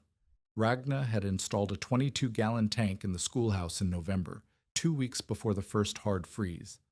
Josiah had helped with the platform, cutting and fitting the oak supports with the precision of a man who measured twice and cut once and then measured again. They had worked together for 2 days, and Ragna had noticed that he asked questions the way Oddman had asked questions, not to challenge, but to understand. She had told him 3 things about the vent. Keep it clear. Keep it hooded. If the hood ice is over, clear it with a wire rod before you fire the stove hard. Josiah had written all 3 in the margin of his lesson book. The storm came in January of '88. It came the way the worst ones always came on the northern plains, after a mild spell that tricked children into leaving their coats at home and teachers into thinking the afternoon would hold. The morning was warm enough that snow melted on the schoolhouse steps. By 2 o'clock, the sky was a wall. Josiah Rusk had 18 children inside. The youngest was 5. The oldest was 15. He looked at the window, saw the sky close like a fist, and made the decision that saved every child in the room. He barred the door and told no one to leave. The stove was already burning. The tank was already warm. But within an hour, the temperature outside dropped so fast that frost formed on the inside of the windows, and the gaps around the door frame began to whistle. The children pressed close to the stove. The youngest cried. The oldest tried not to. Josiah fired the stove hard. The tank heated. The vent breathed steam through the roof collar and into the howling air above. Then the vent stopped breathing. The exposed tip of the vent pipe, the 2 inches that rose above the roofline, had iced over. The wind had driven snow and moisture against the copper hood, and the cold had frozen it into a solid cap. Steam that should have escaped now had nowhere to go. Josiah heard the change before he saw it. The tank began to tick, not the gentle expansion ticking that Ragna had described as normal. A faster sound, harder. The copper was heating past the point where expansion was comfortable, and the water was climbing toward a boil with no exit. He remembered Ragna's instructions. He opened his lesson book and read his own handwriting in the margin. If the hood ice is over, clear it with a wire rod before you fire the stove hard. He did not have a wire rod. He had a fireplace poker and a ladder propped against the back wall for changing the oil lamp. Josiah looked at the 18 children. He looked at the ticking tank. He could pull the fire, rake the coals, and let the stove cool, but that meant the schoolhouse would lose heat during the worst storm of the year, and 18 children in a cooling building with a blizzard outside was its own kind of danger. He needed the vent clear, and he could not leave 18 children alone to climb a ladder on an ice-covered roof in a gale. He was reaching for the poker when the door opened and Ragna Vangen walked in. She had seen the schoolhouse smoke go thin from her cabin window, a sign that the stove was being fired hard, but the draft was weakening, and she had heard, underneath the wind, the absence of the vent's whistle. A working vent in a hard fire made a sound. A blocked vent made silence. She had learned to hear the difference the way a mother learns to hear the difference between a child's sleep breathing and a child's sick breathing. She had walked 1.5 miles in the storm. She did not explain this. She walked past Josiah, picked up the ladder, and carried it out the back door. The roof was ice. She climbed with the poker hooked over her arm and the wind trying to pull her sideways.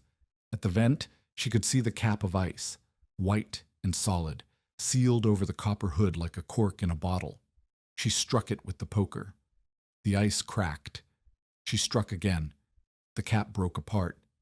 Steam shot upward with a scream that cut through the wind, and the pressure inside the tank released in a rush of vapor that fogged the roofline for 10 seconds before the wind tore it away. She climbed down.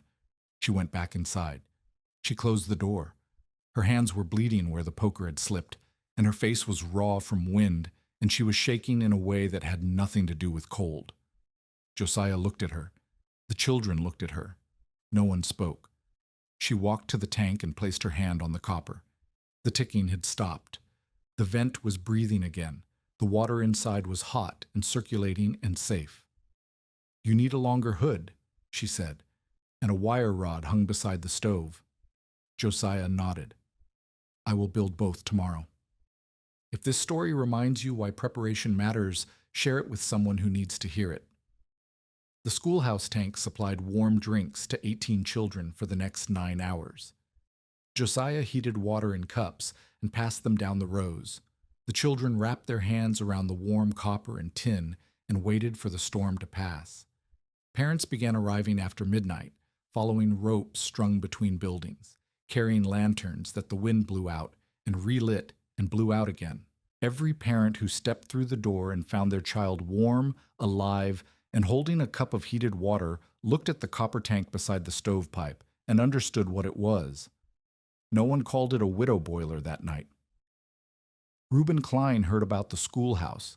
He heard about it the way he heard about everything, through the men who worked for him, who heard it at Bell's store, who heard it from the parents whose children had been saved. His response was not gratitude, it was calculation. If the widow's tank was becoming necessary, if families were installing it, if the schoolhouse depended on it, if the settlement was beginning to treat it as essential rather than eccentric, then the widow's tank was a business. And Klein understood business. He did not ask Ragna again. He built his own version for a bachelor named Fretz, who lived 4 miles west. He used cheaper material, tin-coated iron instead of copper, and he made it smaller, 20 gallons, and he omitted the vent pipe entirely. The vent, he told Fretz, was an unnecessary complication. "The widow adds it because she is cautious to the point of waste," he said. "You are not heating 50 gallons. You are heating 20. It will not boil."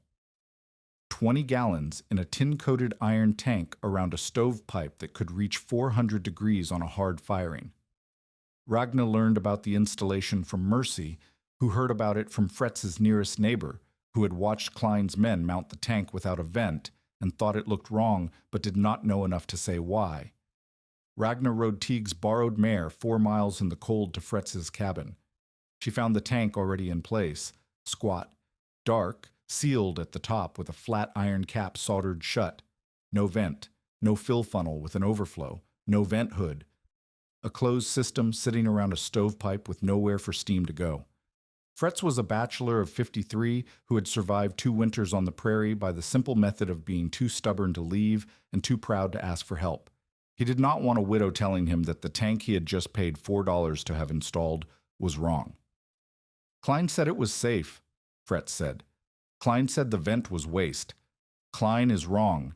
If this water boils, and it will, the first night you fire hard, that cap will hold until the pressure finds a seam. And when the seam goes, 20 gallons of boiling water will be on your floor in 1 second. It is my floor. It is your life, Mr. Fretz. And if you die in a steam burst from a tank that Klein told you was safe, every family in Frost Creek that has a vented tank will be blamed for trusting copper near a chimney. Klein's mistake will kill my design. Fretz looked at the tank. He looked at Ragnar. He looked at the sealed iron cap. What do I do? You wait. I will come back tomorrow with a vent pipe, a drill, and a hood. I will cut a hole in that cap and give the steam somewhere to go. It will cost you nothing, but you will never let Reuben Klein touch that tank again. She came back the next morning. She drilled the hole, mounted the vent, and soldered it with copper she brought from her own supply. Fretz watched the whole procedure and said nothing until she was finished. The widow's way, he said. Not mockery, recognition. The safe way, Ragnar said. There's only one kind. Spring of 1888 brought mud, then grass, then the cautious optimism of people who had survived something they were not supposed to survive. The Cheyenne broke its ice in late March, and the sound carried across the bottomland like bones cracking, a sound that should have been frightening but felt like permission. Winter was leaving. The ground would soften. The dead could be mourned properly, and the living could begin the work that surviving had postponed. Ragnar proved her claim that spring, 5 years of continuous residence as the Homestead Act required. She walked to the land office in Lisbon with Eli and Tollef, carrying the original filing receipt and the tax payments she had made from her earnings building tanks. The clerk stamped the document, recorded the transfer, and told her the quarter section was hers. 160 acres. Free and clear. Hers because she had not left. She did not celebrate. She walked back to the cabin and hung the deed beside Oddman's riveting stake above the kitchen door. 2 pieces of paper and 1 piece of iron, the sum of what she had earned. By the 3rd winter, chimney tanks appeared in nearly every cabin along Frost Creek. They were not identical. Some were copper. Some were fashioned from old wash boilers. Tin-lined iron cylinders that conducted heat less efficiently but cost nothing if you already owned one. Some were 20 gallons. Some were closer to 60. Some were ugly, lopsided, patched, mounted on platforms that leaned E. And some were clean and tight, built by hands that Ragnar had trained. But every safe one carried 3 marks: open vent, reinforced base, and clean out plate. Ragnar's cabin had become a workshop, not by intention, by accumulation.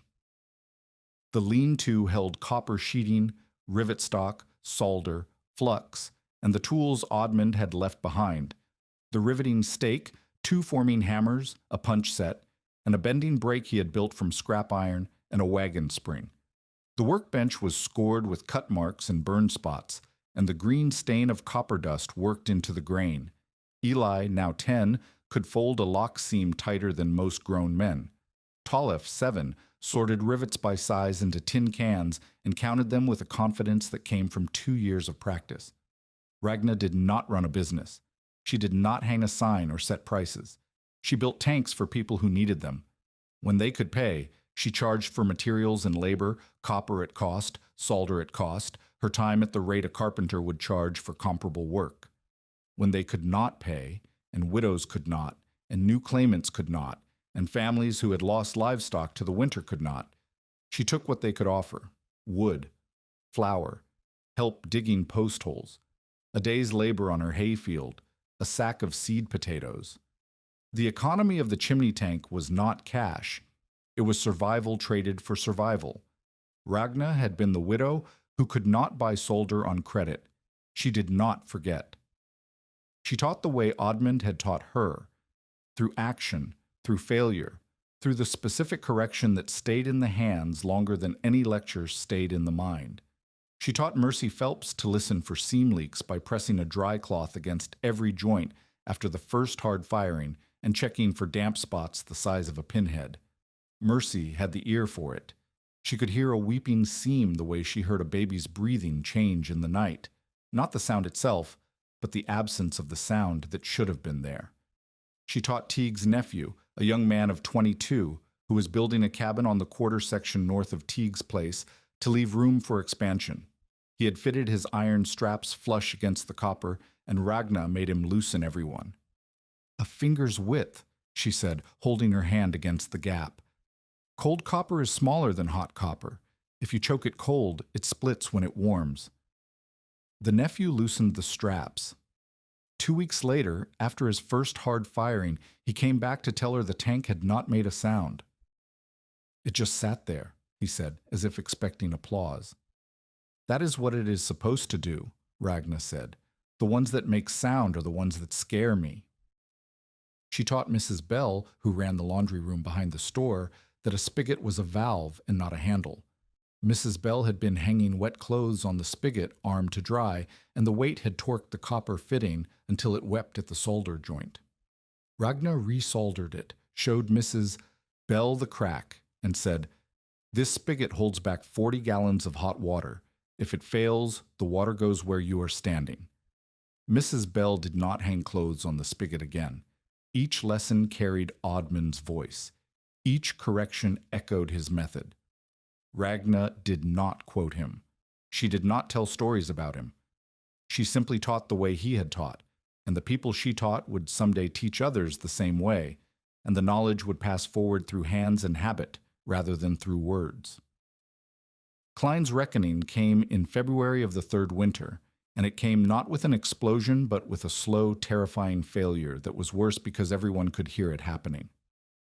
The bachelor frets had heeded Ragna's repair. His tank had a vent. It worked. But Klein had built a second sealed tank, this one for a family named Drucker, who lived 6 miles west and who had not heard about the vent dispute, because 6 miles in winter was as far as the moon. The Drucker tank was tin-coated iron, 25 gallons, sealed at the top with a flat cap, no vent, no overflow, no safety of any kind. Klein had charged them $3 and told them it would work like the Widow's but cost half as much. It worked for 6 weeks. The Druckers fired their stove, the tank warmed, the water stayed liquid, and they congratulated themselves on saving money. Then February brought a cold snap, not as severe as the Black Frost, but hard enough that Drucker stoked the stove past its usual level and went to sleep. At 2 a.m, Mercy Phelps, whose homestead was 1.5 miles from the Druckers, heard a sound she described later as a hammer hitting a pot, repeated fast, then a single loud crack. She woke her husband and sent him running. He found the Drucker cabin full of steam. The sealed cap had not blown off. The solder was too strong for that. Instead, the weakest seam on the tank's side had bulged outward. The solder had spit in a line along the joint, and a crack had opened that sprayed hot water across the cabin wall in a pressurized stream. The stream had hit the timber beside the stove, and the wood was steaming. The cabin floor was flooded with water hot enough to scald skin. Drucker's wife had burns on her ankles from stepping into the flood before she understood what had happened. Their 2 children were on the bed, feet pulled up, screaming. No one died. The seam had failed before the pressure reached the point of true explosion. If the solder had been stronger, if Klein had used better material, ironically, the tank might have held until the pressure blew the cap or split the bottom, and the release would have been catastrophic instead of merely dangerous. Mercy's husband pulled the family out. The tank was still hissing when they left. By morning, the water had cooled and the cabin was a wreck of warped tin, wet timber, and the smell of hot metal. Anson Teague went to the Drucker cabin, examined the tank, and brought it to Bell's store on the back of his wagon. He set it on the porch where everyone could see. The bulged seam gaped like a wound. The solder line was black where the heat had cooked it. The sealed cap sat on top, intact, as if proud of itself. Then Teague went to find Klein. Klein was at the woodlot supervising a delivery. Teague told him to come to the store. Klein came. He saw the tank on the porch and stopped walking. "That is yours," Teague said. "It is the Drucker's tank. It is the tank you built, without a vent, for $3. Klein looked at the gathered men. 6 of them. Bell in the doorway. Mercy's husband with his arms crossed. 2 of Teague's neighbors. Fretz, who had walked 4 miles to be present. "The seam was weak," Klein said. "The metal was poor quality." "The metal was fine," Ragna said. She had come from the East Road, walking, with Eli beside her. She stepped onto the porch and ran her hand along the bulged seam. The metal did exactly what metal does when steam has nowhere to go. It held until it could not hold, and then it failed at the weakest point. This seam is not defective. It is the only thing that saved the Drucker family. If this seam had been stronger, the cap or the bottom would have blown instead, and we would be building coffins. She turned to Klein. "You knew this tank needed a vent. I told you. I told Fretz. I cut a vent into Fretz's tank with my own copper. You built another one sealed because the vent cost you material and time, and you decided those were worth more than the Druckers' lives." Klein said nothing. The men on the porch said nothing. The silence had the weight of a verdict being delivered by people who did not need to speak because the evidence was on the porch between them. Teague broke the silence. "Put the vent in, Reuben, on every tank you have touched, or I will pull every one of them myself, and you will answer for the cost." Klein looked at the warped tank. He looked at Ragna. He looked at the men. "Put the vent in, then," he said. He did not apologize. He did not acknowledge fault. He said 4 words that sounded like surrender and walked to his wagon and drove away. It was enough. The audience did not need him redeemed. They needed the truth acknowledged, and 4 grudging words were truth enough. Ragna watched him go.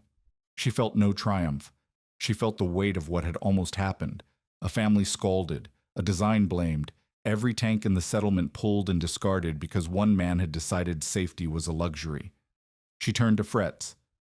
"Check your vent tomorrow morning," she said, "and every morning after that." Josiah Rusk became a steady presence after the schoolhouse storm, and the steadiness was the thing that mattered. He did not arrive with declarations. He arrived with lumber.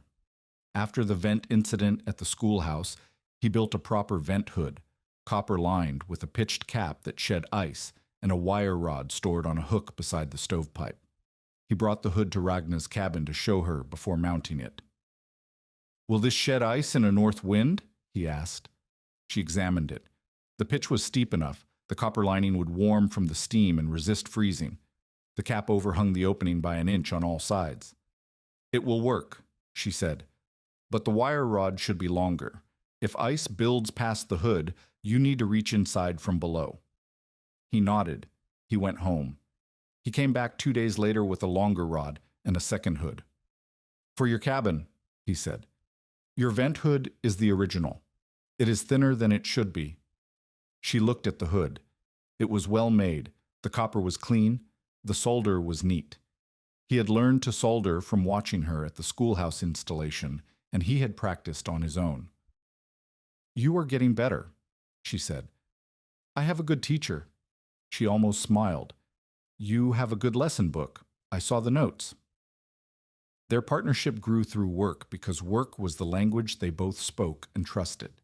Josiah built tank platforms, oak and stone, precisely leveled, strong enough to hold 500 pounds without shifting.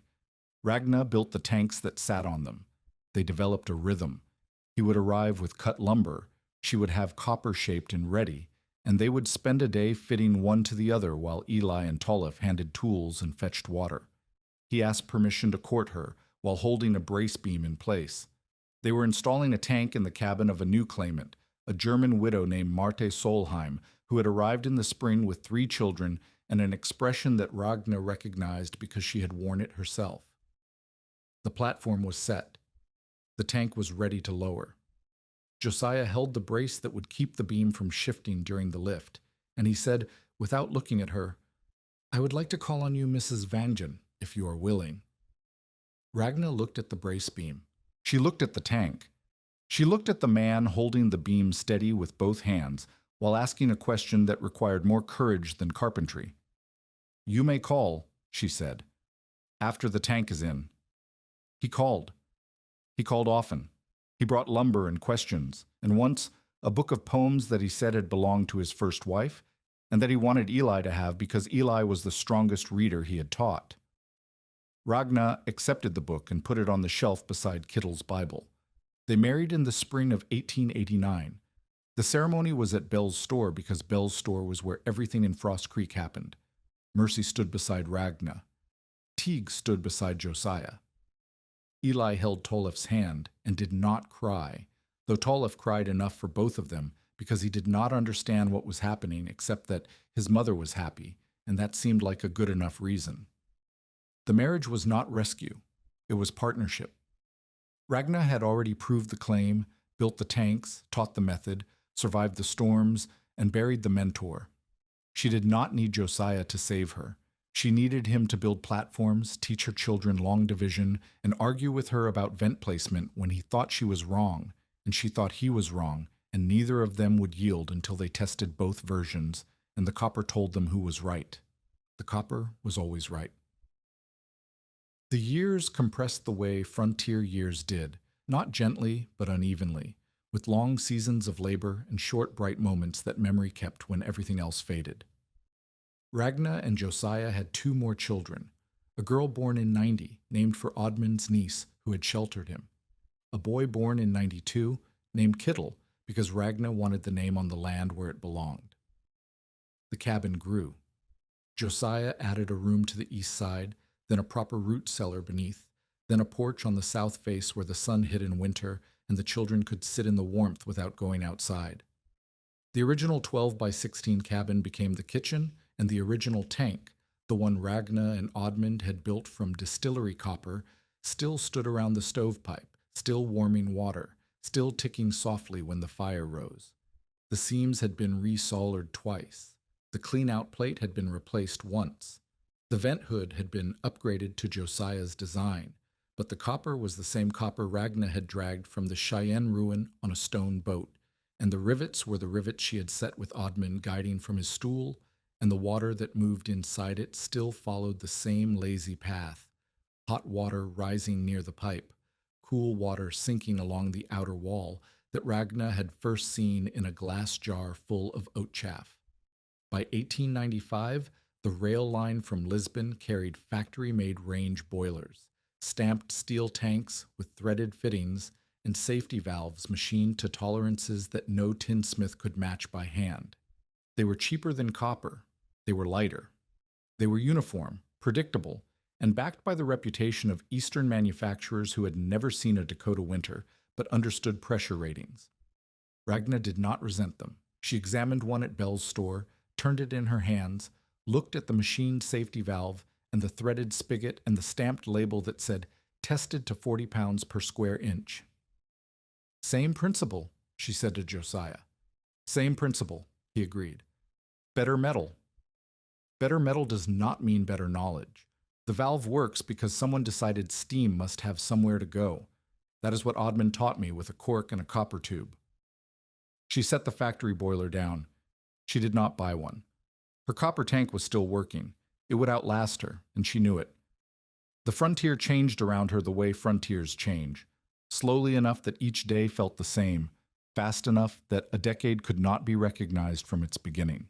The sod houses gave way to frame houses. The frame houses gained glass windows that did not frost on the inside as badly. The wells got covers, then pumps, then pump houses. The trails became roads. The roads got bridges. The settlement became a town, and the town got a name that was not Frost Creek, but that everyone who had been there in the winter of '87 still called Frost Creek because names given in crisis outlast names given by committees. Ragna Vangen Rusk lived on the same claim she had nearly lost. She watched her children grow into people who understood heat the way their mother understood it, not as something to beg for, but as something to guide. Eli became a teacher, like Josiah.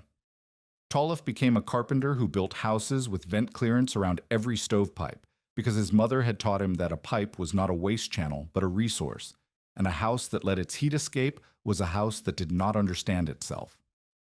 Within 3 winters, 27 cabins in and around Frost Creek had some form of vented chimney tank. 4 were Ragna's own builds, assembled from distillery copper and riveted with the stake that hung above her kitchen door. 9 were built by neighbors she had trained: Mercy, Teague's nephew, Fretz, Mrs. Bell, and 4 others who had learned by standing in Ragna's lean-to and folding copper until the seams held.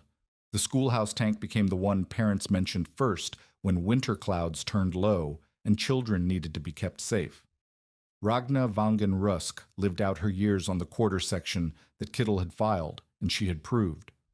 Her final home had a manufactured stove, glass windows, a shingled roof that did not leak, and a copper riveting stake hanging above the kitchen door beside a land office deed, and a drawing on the back of a flower wrapper that showed 3 rules in a woman's handwriting.